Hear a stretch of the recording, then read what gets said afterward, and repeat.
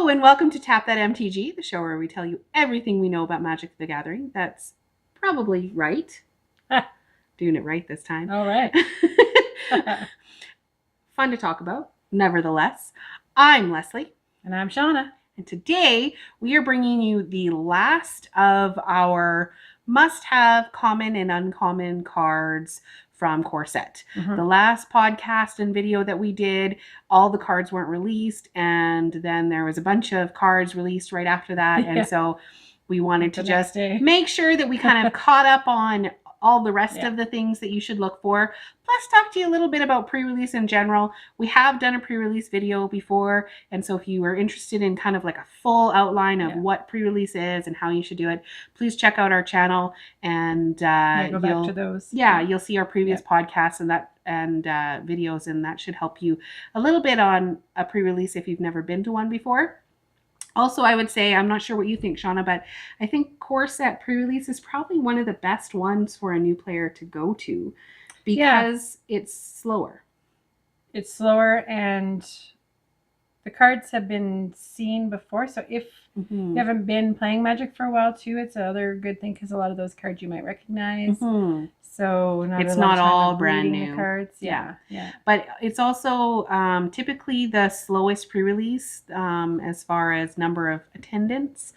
So if you are looking to get into it without feeling like you're overwhelmed by the amount of people around you, now's a good time to kind of do it. So yeah, summertime. And we talked about some of our previous ones. What did we talk about in our last video?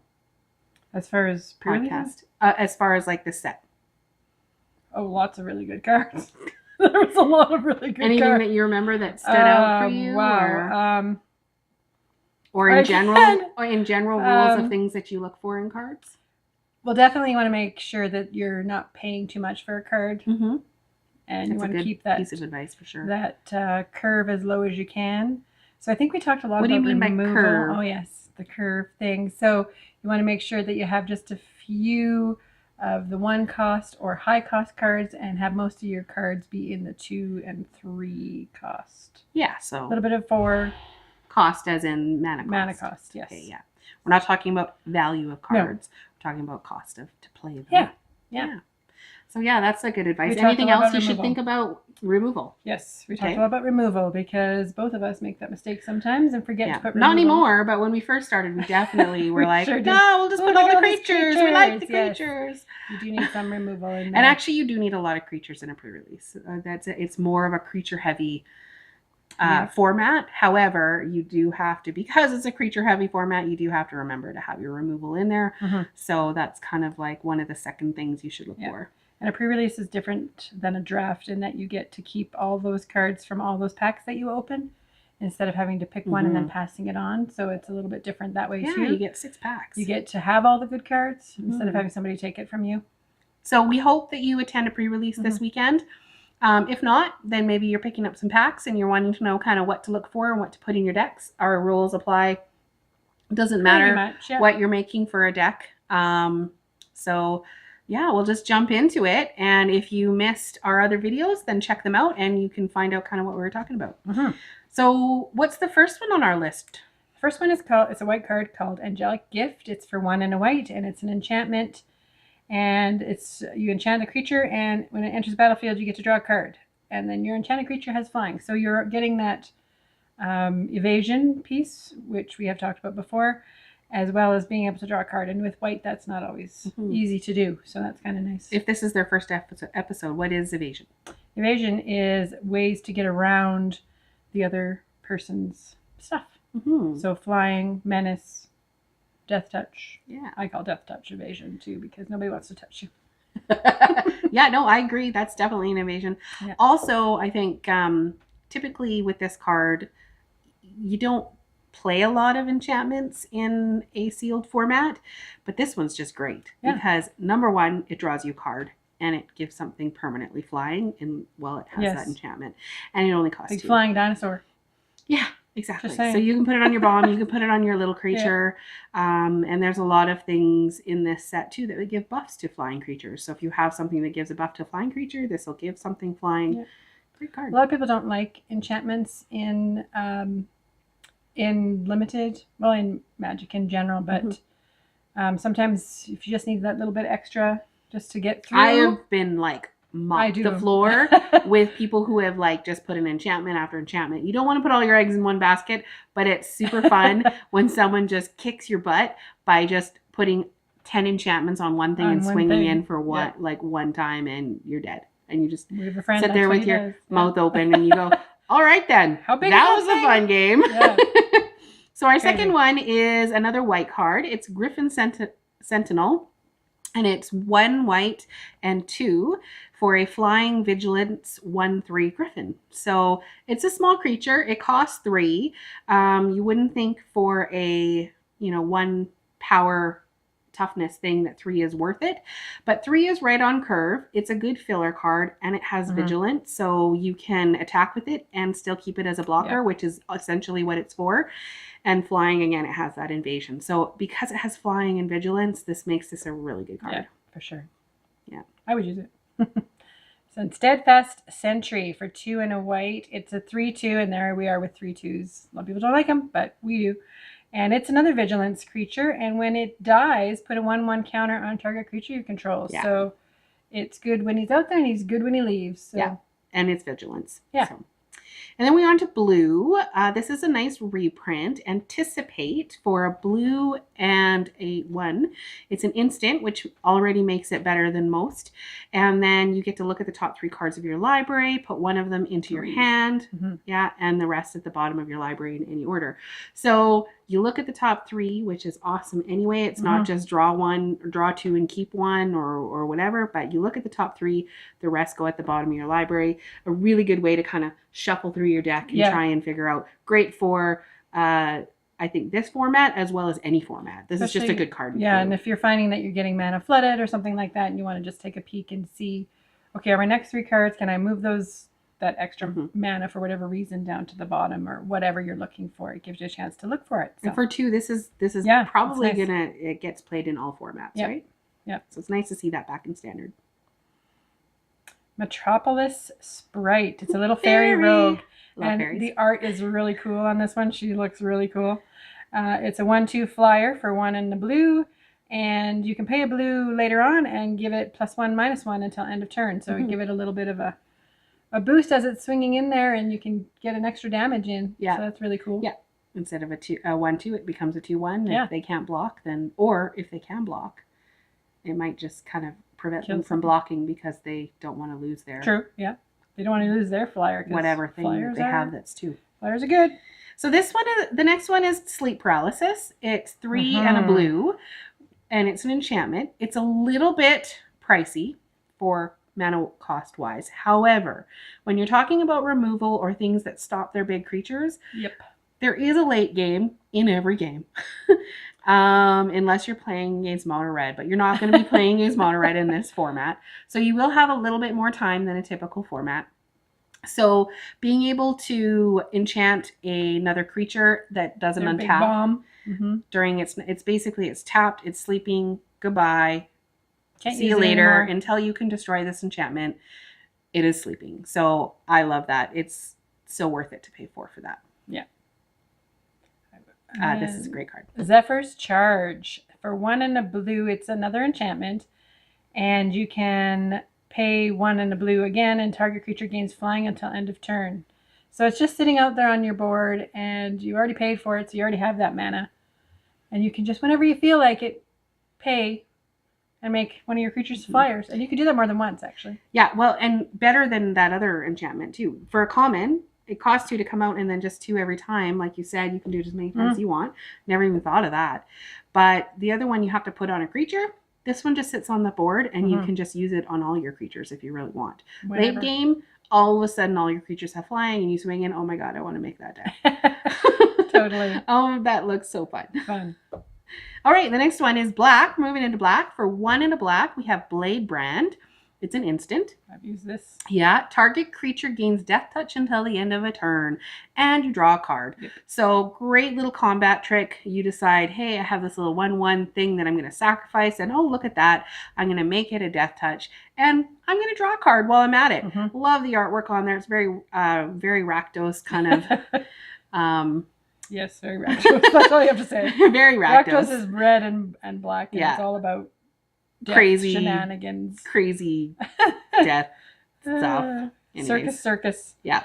Duress, a old standby. It's a staple for sure. For 1 black, it's a sorcery. And target opponent reveals their hand, and you choose a non-creature, non-land from it. Great little standard staple. It's been in standard for as long as I can remember. Yeah. And this is my favorite artwork of the Duress cards. Yeah.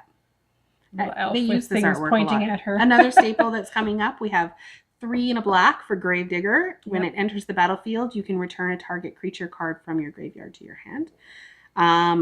Typical black graveyard shenanigans. Yeah, it's only a 2/2 for 3, but you get to bring creatures back to your hand. And so it doesn't matter if they die, you bring it back. Great little graveyard shenanigan. Yeah. And Mind Rot is another card that's been around for quite a while. And I was playing with it in Kaladesh, if I remember correctly, or 8th Revolt, one of the two, when I first started playing Magic. And it's for 2 and a black, a sorcery that basically makes the other person, well, a target player, discard 2 cards. Could be you. I love doing that. That's just mean. Yeah, it's mean for them because, well, and then in this format too, because it has, you have less cards. It's a minimum 40 card deck. So you can't really afford to be just discarding cards willy-nilly. Nope. You have some filler cards, but unless it's land that you're getting rid of because you're mana flooded, people aren't going to like this. No. Or if you have graveyard shenanigans, play things from the graveyard. And on turn 3, making them get rid of 2 cards is really annoying. So annoying. Very. Please don't do that to me. And then we're into red. And this is a cool little 1 red mana cost elemental lizard. It's a 1/1. But its benefit is whenever it attacks, it deals 1 damage to player or planeswalker it's attacking. So it doesn't matter if you block this, you're going to take 1. Great little blocker for 1 as well. Not a super awesome card, but you can swing in for that last point of damage. Yep. It's just a nice little filler card. I like that one. Just does damage regardless. Yep. And like, look at it. He's like heating up the ale. This must be butterbeer or something. Maybe, I don't know. I don't know, but it's cute. All right, and Act of Treason. So this is Red's card draw, basically. Red doesn't have a lot of card draw. I'm thinking of something else. Act of Treason. Sorry, actually look at the card, Shawna. You're thinking I'm thinking of Tormenting Voice. I get those two mixed up. Anyways, Act of Treason. You get to take control of the other person's creature. Could be a bomb, could be anything. And untap it and attack with it. And then let's say you have another card in your hand that says sacrifice a creature. You can sacrifice it. So that's kind of... before the end of your turn. Exactly. Yeah. Before you give it back to them, sacrifice it to one of your other Always cards. think about that before you plan ahead. We talked about it in our last episode, which if you haven't listened to yet, I'm going to put another plug in for because it has some really good tips. Anyways, 5 mana cost, 4 and a red for a sorcery. Reduced to ashes, deals 5 damage to target creature. That creature would die this turn, exile instead. So 2 good things in that. First, you do 5 damage, which sometimes you really just need to do 5 damage. Second is you get to exile that creature instead of it going into the graveyard. So no more Gravedigger bringing my creature back. Yep. You've exiled it. It's gone. Goodbye. It's a little expensive at 5. Yep. So it's going to be harder to play. But I think for the 5 damage and the exiling, it's worth having in your deck if you have one. Certainly if you need another removal card. If you need another removal card. I wouldn't try really hard to get it in your deck if you're playing, but I would definitely put it in if you don't have removal. This is good removal. Yeah, for sure. Yeah. And Greenwood Sentinel, which is in our first green card that's still here. And it is a 2/2 for 1 and a green, and it's just got vigilance, and he just does a lot of work for you. Yeah. It's nice when you can put counters on him. He just sits there. Nice little reprint filler. Does his work. Yeah. He's a hard worker. I'd use him to fill out your deck for sure. For sure. And then we have Might of the Masses. It is 1 mana cost instant. Target creature gets +1/+1 until the end of turn for each creature you control. So this is a great card for when you're playing a lot of little creatures. It is a combat trick because it's an instant. You can do it while you're blocking or attacking. They think, oh, well, they're just attacking with one creature right now. That's fine. I'll just block or I won't block their little 2/2 because it's one. And I don't want to lose my 2/2. And sure enough, you have 10 creatures out and it gets +10/+10 or whatever. Yeah. You know, it could happen. But I love it. I think it's kind of neat. I think it'll do some fun things. Yeah, for sure. I'm not sure. Green doesn't have a lot of removal, so it's good. Combat tricks are good. Yes, that's a good removal as well as a little combat trick. Yeah. But speaking of green removal, we've got 3 staples coming up here that are kind of if you're playing green, you pretty much have to have them either in your main board, or if you don't have space for them, put them in your sideboard for sure. Yes, and sleeve them up because you'll probably switch it. You'll probably want these because you'll need to have natural. Think cards like Natural End, which is for 2 and a green. That is destroy target artifact or enchantment, plus you gain 3 life. So being able to get rid of that sleep that's on one of your creatures or that flying enchantment or whatever, it's going to happen. So to have access to a card like that is a good thing. Or that stupid enchantment that gives everything flying if you want it. Yes. That'll kill that. Yes, it will. And then Rabid Bite basically needs to go in every green deck. I am so glad that they kept it in standard. I was a little worried that it was disappearing, but 1 and a green. It's a sorcery, so you do have to do it on your turn, but target creature does damage to equal to its power to target creature you don't control. Basically, you're just killing somebody else's creature. It's not a fight. You don't have to worry about your creature taking damage. Great removal card for green. And then another removal card that's, again, a kind of a staple is Plummet for 1 and a green, and it's destroy target creature with flying. For those people, when you're playing against Lesley, you can destroy her flyers. Do you know, we talked about this in our last one too, about how there might not be as many flyers. There's a lot of flyers in this set, especially since the last kind of thing came out. I was like, oh my gosh, there's all the flyers. Yep. A lot of flyers in the set, and people tend to play flyers in pre-release just because one of the best and easiest ways, in my opinion, to win pre-release is to just flyers and removal. If you have lots of flyers and lots of removal, you're going to be able to swing in faster than them and kill other creatures. So Plummet is a good thing to have for those people playing against me. For sure. And then the last one, I believe, on our list is an artifact. It's Salvager of Ruin for 3, any color. So it can go in any deck. It's a construct. And Scavenger of Ruins, choose target permanent card in your graveyard that was put there from the battlefield this turn, and then return it to your hand. So this is a card you're going to play after you've attacked. Doesn't matter if your creature died, because then you're going to play this and then you can return that creature to your hand. So similar to Gravedigger, but just automatically returning it. It takes away that fear of being aggressive, just allows you to be kind of aggressive. Do it again. Do it again. Play it again, Sam. Yep.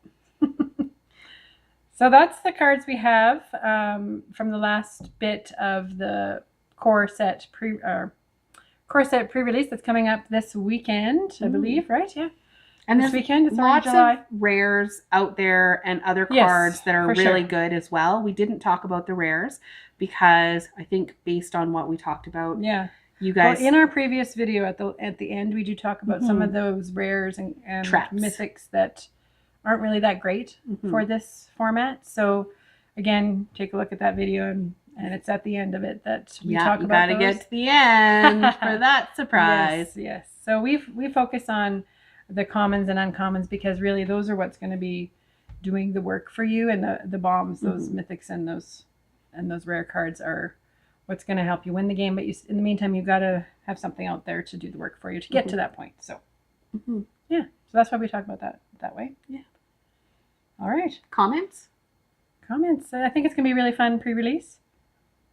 Lots of exciting cards that are new and old, and I'm looking forward to it. If they have comments? If you guys have comments or ideas or thoughts or whatever about our video, please, or our podcast, please make sure that you comment on there. We are watching and we can read those, and we'll get back to you as soon as we can. We're on all the social media. We're on all the social media for Tap That MTG. And we're not too hard to find. Find us on Twitter and as well. But thanks for tuning in. And in the meantime, tap those magic cards and have fun doing it. See you guys. See ya.